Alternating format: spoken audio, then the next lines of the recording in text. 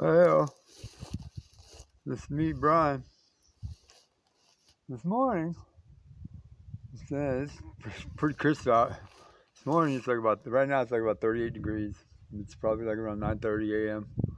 Right? This morning, I wanted to give you guys a little geology lesson. I've done this before.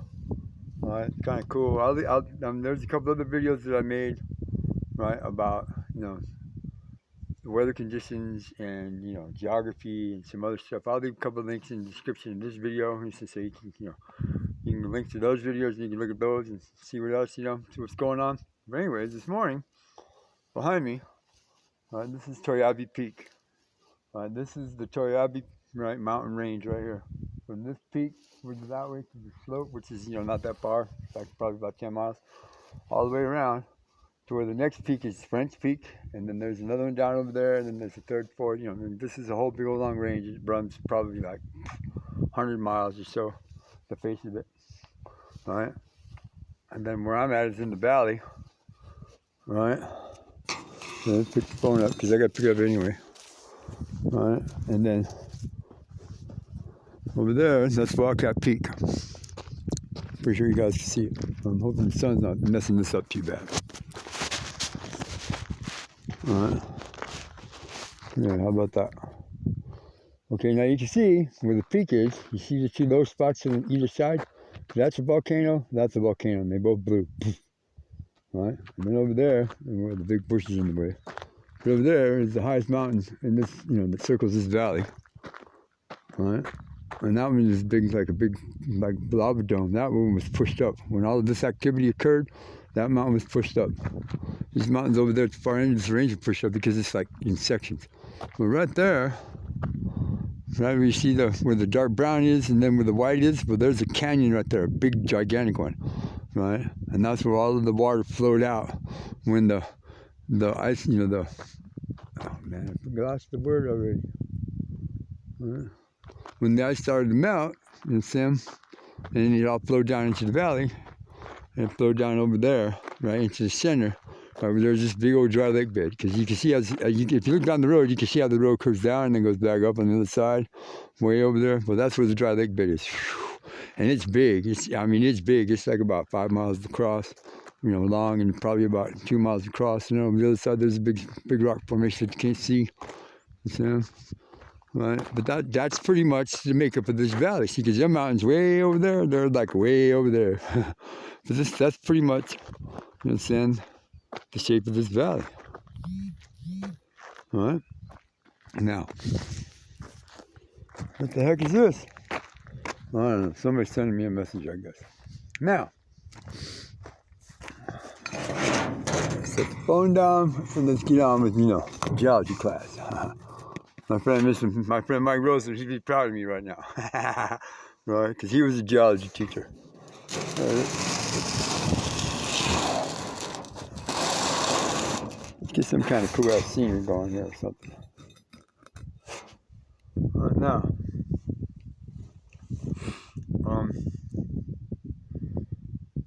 the way back, in the Pleistocene era, the Miocene era, one of them, old epochs, back in Earth's history.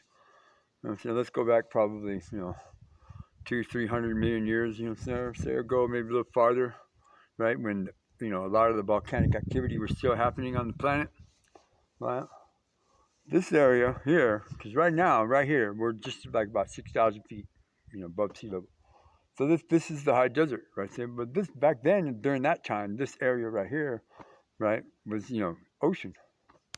Right, and then the Earth, right? She goes through all cycles all the time. It's all different kind of cycles. All the scientists have tracked everything, and they all know, all about Earth science, except that nobody's ever been.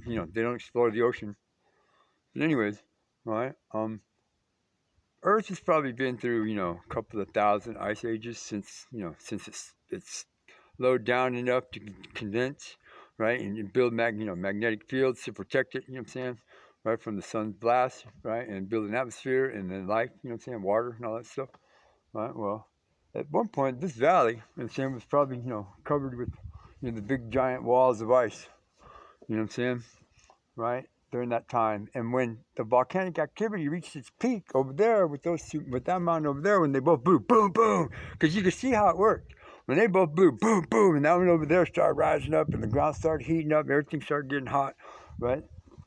Right through there with that big canyon is all the ice, right? Melted and it flowed. It flowed. You can see this on the maps. It flowed right straight down that valley, straight, boom, right into where the center of the valley is, where the lake bed is, and filled it up. And this used to be one gigantic lake, like over in Ireland. You know how they got locks? You know, sand lakes that are locked in, you know, into the land. Well, that's what this area used to be. Nevada used to be just exactly that a couple 100 million years ago. And then slowly over time, you know what I'm saying, as the Earth matured, as, you know, as its rotation settled down, as its magnetic belts, you know, as they settled into their little, you know, polarity and all that stuff, right? And the atmosphere, you know, grew and got more and more and more because the plants were putting more and more oxygen into the air, right? Everything started to dry out, everything started to settle down, and the volcanic activity kind of slowed down, right? And so now, right, you know, a couple 100,000, you know, billion years later, right? We have mountains. It's snow in the valley when it gets cold. It's up, you know, up, down. Yeah, yes, global warming is a factor. Global warming is a factor everywhere, right? And saying that, so some of the locals here that I've talked to said that, you know, this was, you know, halfway decent winter so far. The last couple of winters, they hadn't as much snow as they, you know, I mean, they told me that mountain is way over there, it's 100 miles away. They said it would be completely, totally covered with snow back in the day. These mountains here would be, right? This whole valley would be frozen right now, right? But you know, but the average temperature right now on today, right now I don't even remember what day it is. I think it's the 16th, 17th, something like that, maybe the 18th of, you know, March, right? The average temperature's gone up by 6 degrees. So instead of it being, you know, 37, 38 degrees, you know what I'm saying, normally it should be like around 30 for this time of the year. You know what I'm saying? So it's affecting everything, right? So, I mean, you know, there's a lot of things we can do to, you know, change this, to keep this, right? This is beautiful. Look at all this. You know what I'm saying? The way Earth works, you know what I'm saying? The atmosphere, the ground, you know what I'm saying? How it all melds together and makes its own little biosphere, right? You know, no matter where you're at, everything's alive, right? And saying, why do we want, you know, lose all of this? It's important, right? It's important for the ecosystem. It's important for the way that the Earth works, right? That we keep this, that we keep some of this pristine. But right over there, where the big mountain is, you know what I'm saying? There's a big old gigantic hole in the ground where they're digging up gold, silver, and everything else. Right? And over there on the other side, there's one. Over there, there's one. Over there, there's one. I mean, they're, right? 80% of Nevada is owned by the government. For some military, this, that, or whatever, right? And the other, you know, 20% is owned by corporations and private individuals. But who do you think owns the best parts? Right? So, same geology. That's how it all works. I mean, you know, when I first got here, I started looking around, and I was like, you know what, this place is pretty cool. I'd like to figure out how it works, and I did. I've been studying the maps. I've been looking at it. I've been walking around. I've been talking to people. I'm saying there's a lot of people that live in this little valley, right here in this area. Right? You know, there's, you know, and up there, there's a big old ranch. You know what I'm saying? Cows and stuff. There's, you know, a couple of mines. Right? There's people that live, you know, like right here, there's 1, 2, 3, 4 properties. 4 properties, right? 4, you know, 1, 2, 3, you know, 4 over there. Properties like right here within this little 100-acre zone, right? And then the highway's over there, 376. It goes north that way to 50. They're saying you either go to, you know, Austin or Fallon that way. I mean, yeah, we're you know, out here in the middle of the valley. Makes you curious. It makes me curious. Maybe you wonder, you know, try to figure out how it works. But that's how it works, right? Turn it, you know, and I'm not an eco-terrorist. I just believe, you know what I'm saying, that we need to do something, right? Otherwise, they're just going to, you know, the next, you know, 10 presidents in a row are just going to bulldoze all of this, right? And they're just going to suck everything up out of the ground that they can. And then what? We won't have this, right? The only way you'll be able to see this is if you watch one of my videos or a video that somebody else made about, think about it. Right to your congressman. Remember back in the day, you could do that. I don't know if you still can or not. Right? But anyways, let's see this neat Brian. Right? We're going to be talking about a bunch of wild stuff like this. Right? Because it's important. I mean, this is just the very first lesson about geology. Wait till I start getting into history, right? I've been reading a lot of stuff. Everything's gonna be cool. Thank you. Oh man, oh.